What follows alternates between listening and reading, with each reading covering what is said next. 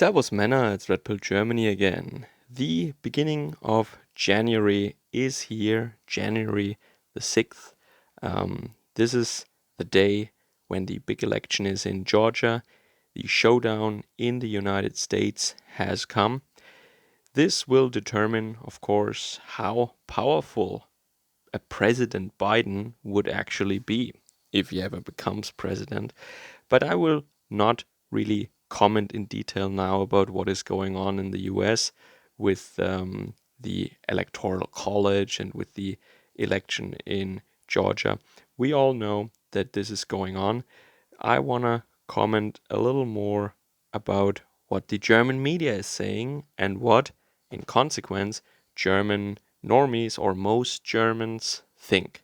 So I mentioned a couple of times before, when it comes to the United States, many Germans now don't have any idea about the country. They've never been there. I think that older generations, they have been to the United States a little more often. Generation X and Generation Z, they have very little connection, or Generation Y, I left them out, haha, but they have very little connection to the United States anymore in Germany.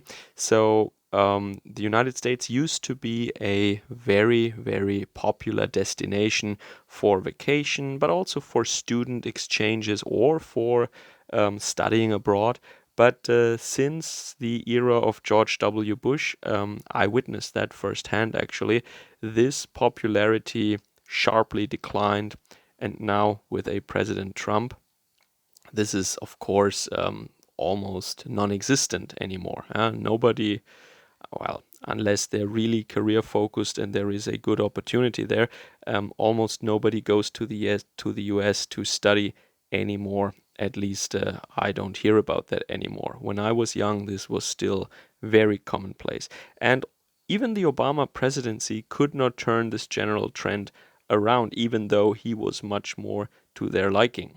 But yeah, so this is why at the workplace and in my family and so on, or, friends and family in Germany, I notice that all the time, that when people talk about what is going on in the US, and it is a big topic of discussion in Germany, of course, as many say that we are still an occupied country, and yeah, be that as it may, whatever your opinion is on that question, we are, so to speak, a satellite state at least. That means what is going on in the US has, of course, a significant effect on Europe and especially in particular on Germany.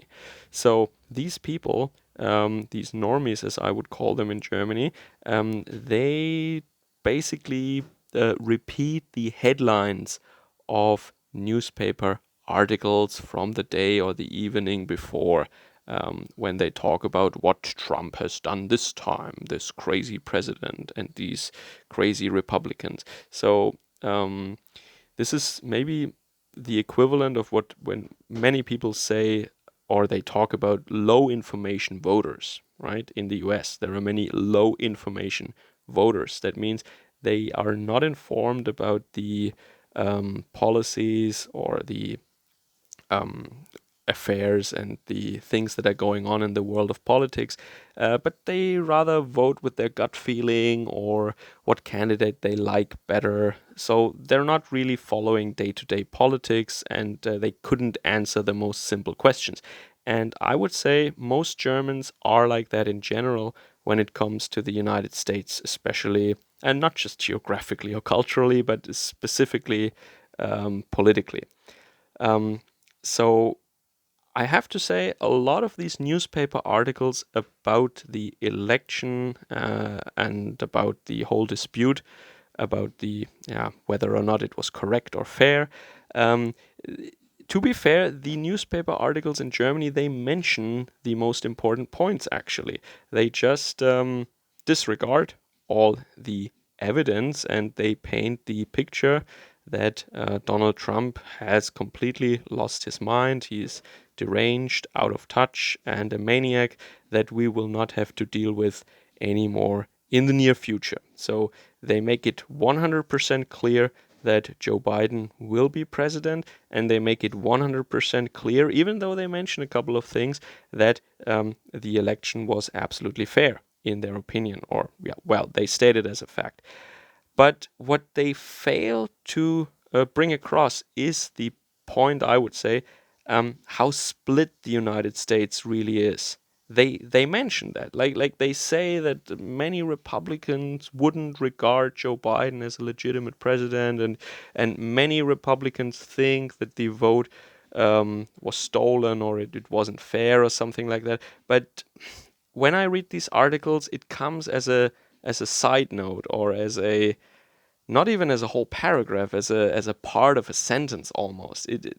I think they fail to impress on the German readers how split America really is, and how deep that divide goes. They would actually not accept that government, or this federal government under a president, Joe Biden, as legitimate.